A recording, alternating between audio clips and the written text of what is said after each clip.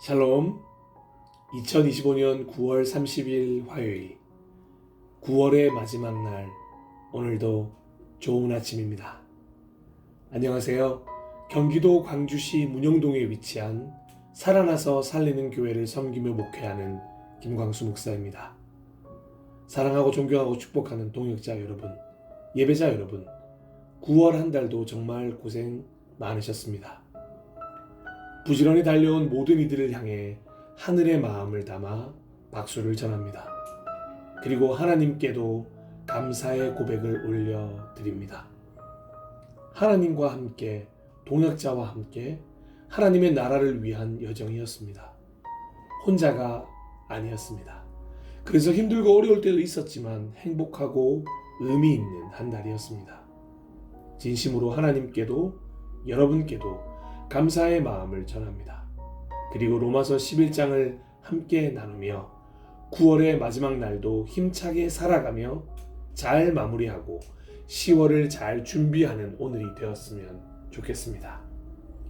로마서 11장 통독은 유튜버 체리씨님이 직접 낭독하신 메시지 성경 영상으로 함께 하도록 하겠습니다. 그리고 로마서 11장 통독 후에 이어지는 오늘 함께 나누고 싶은 찬양은 목소리 상점의 초대입니다. 내세울 것 없는 삶, 더는 힘이 없어 지쳐갈 때 사랑으로 오신 주, 그의 위로가 나를 감싸네. 아멘. 그 위로가 여러분에게 임하시길. 사랑하고 존경하고 축복하는 동역자 여러분, 예배자 여러분, 오늘도 살아나는 아침, 살리는 하루 되세요. 하나님이 우리와 함께 하십니다. 하나님은 당신을 사랑하십니다. 할렐루야. 로마서 11장. 충성스런 소수. 그렇다면 하나님께서 이제 이스라엘이라면 넌더리가 나서 그들과 아예 절교하시려 한다는 말입니까? 그렇지 않습니다. 기억하십시오. 지금 이런 이야기를 쓰고 있는 나 역시 이스라엘 사람으로서 베냐민 지파 출신이며 아브라함의 후손입니다. 이보다 더 확실한 셈족 혈통을 본 적 있습니까? 우리는 절교 이야기를 하려는 것이 아닙니다. 하나님은 쉽게 이스라엘에게서 손을 떼어 버리실 수 없습니다.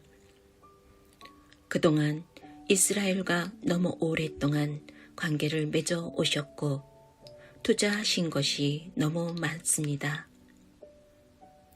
이런 이스라엘을 두고 엘리야가 몹시 괴로워하며 기도 가운데 외쳤던 것을 기억하십니까? 하나님, 그들이 주님의 예언자들을 죽였고 주님의 제단을 짓밟았습니다. 저만 홀로 남았는데 이제 그들이 저의 뒤도 쫓고 있습니다. 하나님의 대답이 무엇이었는지 기억하십니까? 내게는 아직 무릎 꿇지 않은 7,000명이 있다. 끝까지 충성을 다하고 있는 7,000명이 있다. 오늘날도 마찬가지입니다. 지금도 치열한 모습으로 충성을 다하는 소수가 남아 있습니다. 많지 않은 수일 것입니다. 하지만 여러분이 생각하는 것보다는 많은 수일 것입니다. 그들이 그처럼 버티고 있는 것은 무언가 얻을 것이 있어서가 아닙니다.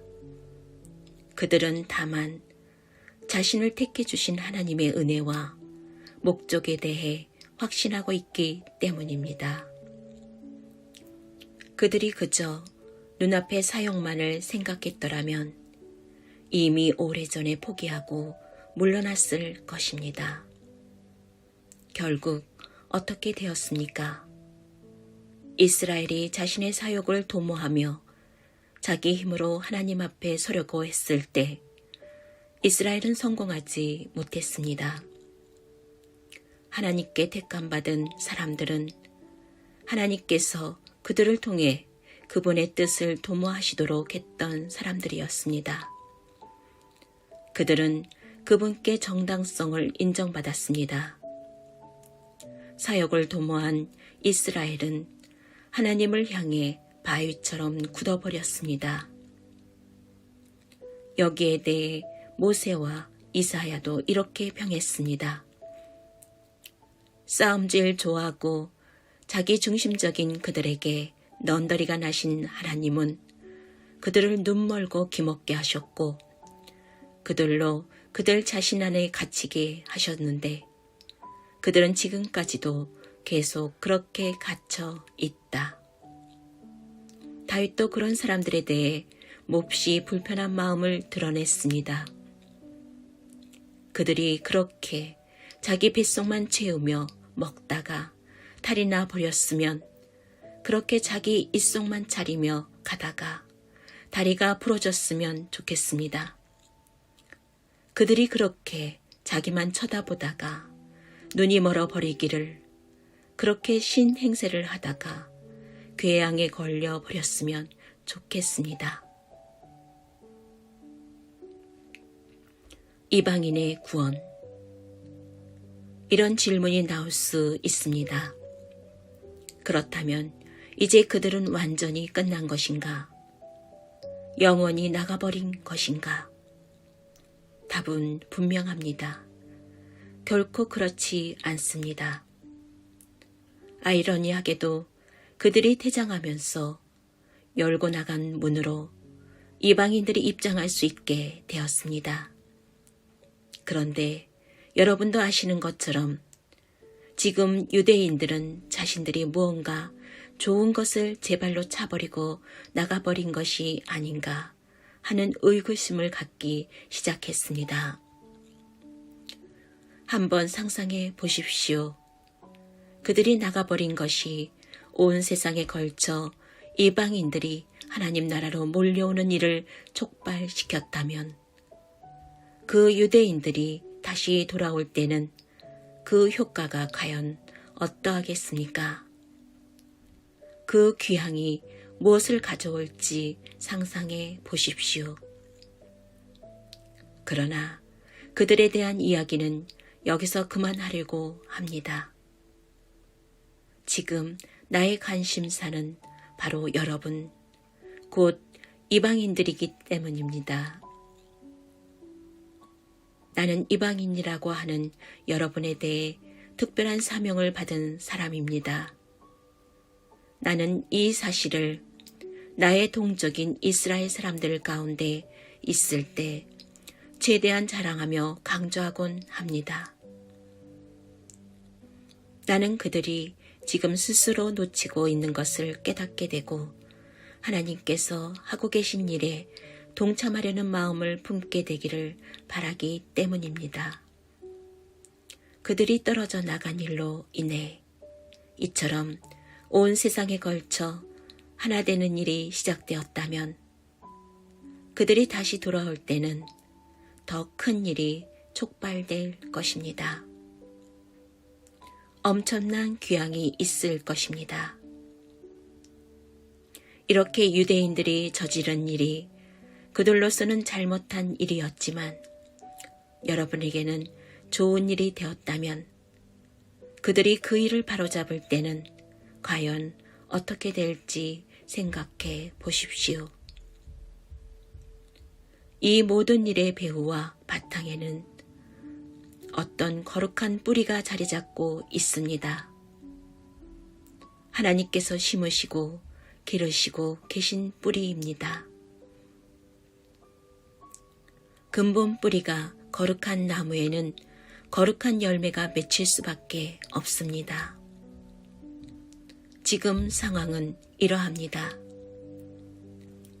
그 나무의 가지 중 얼마는 가지치기를 당하고 대신에 야생 올리브 나무 가지인 여러분이 그 나무에 접붙임을 받은 것입니다.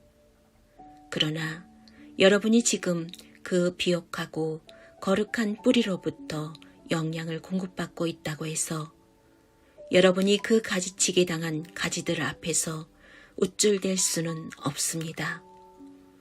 기억하십시오. 여러분이 그 뿌리에 영양을 공급하고 있는 것이 아니라 그 뿌리가 여러분에게 영양을 공급하고 있는 것입니다. 이런 말이 나올 법합니다. 다른 가지들이 가지치기를 당한 것은 나를 접붙이기 위한 것이 아닌가? 그렇습니다. 하지만 기억하십시오. 그들이 그렇게 가지치기 당한 것은 그들이 믿음과 헌신을 통해 계속해서 그 뿌리에 연결되어 있지 않고 말라 죽어 버렸기 때문입니다. 지금 여러분이 그 나무에 붙어 있는 것은 다만 여러분이 믿음으로 그 나무에 접붙여졌기 때문입니다. 믿음을 길러주는 그 뿌리에 연결되어 있기 때문입니다. 그러므로 자만해져서 뽐내는 가지가 되지 마십시오. 여러분이 연하고 푸릇푸릇할 수 있는 것은 오직 그 뿌리 덕이라는 사실을 늘 겸손 가운데 기억하십시오. 본래의 가지에 주저없이 가위를 대신 하나님이시라면 여러분에게는 어떠하시겠습니까? 그분은 조금도 주저하지 않으실 것입니다. 하나님은 온화하고 인자하신 분이지만 동시에 가차없고 엄하신 분이기도 하다는 사실을 반드시 명심하십시오. 그분은 말라 죽은 가지에 대해서는 가차없으시되 접붙여진 가지에 대해서는 온화하십니다. 그분의 온화하심을 믿고 방작에 굴 생각은 버리십시오. 여러분이 말라 죽은 가지가 되는 순간 여러분은 가차없이 내쳐지게 됩니다. 그러니 여러분은 바닥에 나뒹구는 가지치기 당한 가지들을 보며 우월감에 젖지 않도록 하십시오. 계속 죽은 가지로 남기를 고집하지 않는다면 그들도 얼마든지 다시 접붙임 받을 수 있습니다. 하나님은 그렇게 하실 수 있습니다. 그분은 기적적인 접붙임을 행하실 수 있는 분입니다. 바깥 야생나무에서 잘려나온 가지들인 여러분을 접붙여내신 그분에게는 그 나무에 본래 붙어있던 가지들을 다시 접붙이는 일은 분명 일도 아닐 것입니다. 다만 여러분은 지금 여러분이 그 나무에 붙어 있다는 사실을 기뻐하며 다른 사람들도 다 잘되기를 바라십시오. 완성된 이스라엘. 친구 여러분, 나는 최대한 분명하게 짚고 넘어가려고 합니다. 이 문제는 결코 단순한 문제가 아닙니다. 현재 상황을 잘못 해석해서 오만하게도 자칫 여러분은 왕족이라고 저들은 내쳐진 천민인 것처럼 생각할 수 있습니다. 전혀 그렇지 않습니다. 이스라엘이 현재 하나님에 대해 완고해져 있는 것은 일시적인 현상입니다.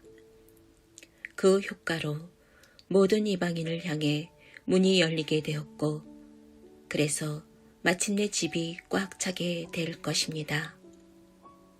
그러나 이 일이 다 이루어지기 전에 먼저 이스라엘이 완성되는 일이 있을 것입니다. 이렇게 기록되어 있듯이 말입니다. 한 투사가 시온산에서 성큼성큼 내려와서는 야곱의 집을 깨끗이 지을 것이다. 내가 내 백성에게 반드시 하고야 말 일이 이것이다. 그들에게서 내가 죄를 제거할 것이다. 메시지의 복된 소식을 듣고 받아들인 여러분의 입장에서 보면 유대인들이 마치 하나님의 원수처럼 보일 것입니다.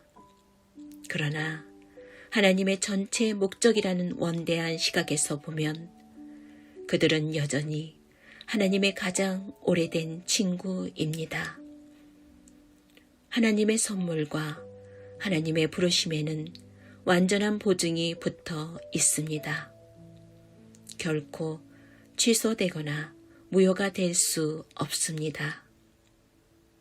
불과 얼마 전까지만 해도 여러분은 하나님께 바깥 사람이었습니다. 그러나 유대인들이 하나님께 등을 돌렸고 여러분에게는 문이 열렸습니다. 이제 그들이 하나님께 바깥 사람이 된 것입니다. 그런데 여러분에게 문이 활짝 열린 것으로 인해 그들에게도 다시 들어올 수 있는 길이 열렸습니다. 이렇게 혹은 저렇게 하나님께서 우리 모두로 하여금 한 번씩 다 바깥에 처해보는 경험을 하게 하셨습니다. 이것은 그분께서 친히 문을 여시고 우리를 다시 안으로 받아들이시기 위하여서입니다.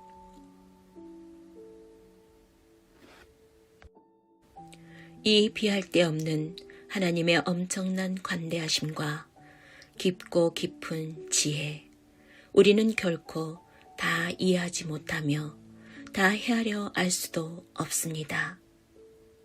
하나님을 설명할 수 있는 이 누구인가? 그분께 하실 일을 아릴 수 있을 만큼 똑똑한 이 누구인가? 하나님이 조언을 구하시는 이 누구며 그분께 도움이 된 이 누구인가? 모든 것이 그분에게서 시작하고 그분을 통해 일어나며 그분에게서 마친다. 영원토록 영광, 영원토록 찬양. 오, 참으로 그러하기를. 내세울 것 없는 삶, 더는 힘이 없어 지쳐 갈 때 사랑으로 오신 주 그의 위로가 나를 감싸네. 다시 일어나라며 흔들리고 있는 나의 삶 속에 빛으로 오신 분 사랑이시며 구원이시라. 그의 음성에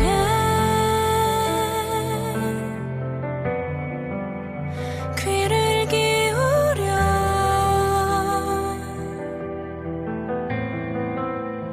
모난 나의 맘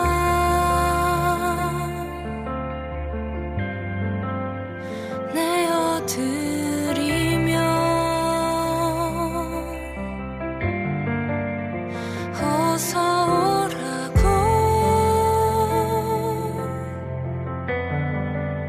날 기다렸다고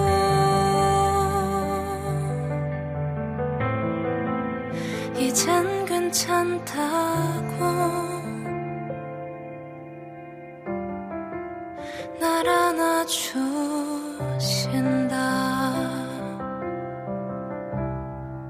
빛을 잃은 나의 삶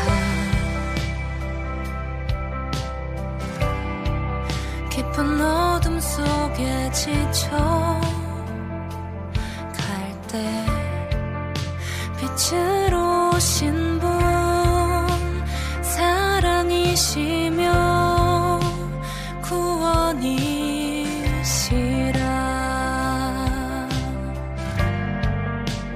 그의 음성에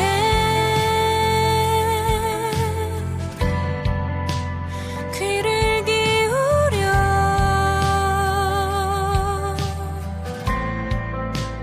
모난 나의 맘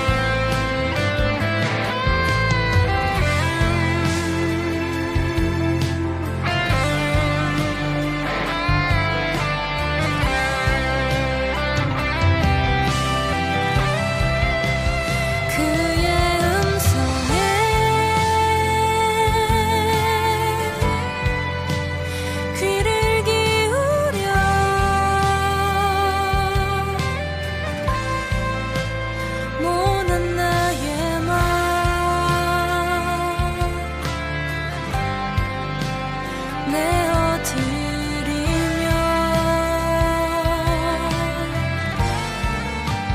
어서 오라고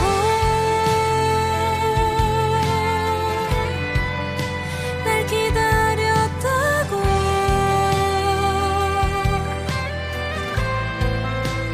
이젠 괜찮다고 날 안아주신다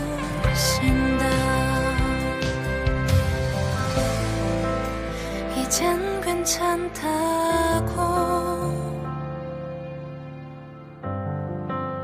날 안아주신다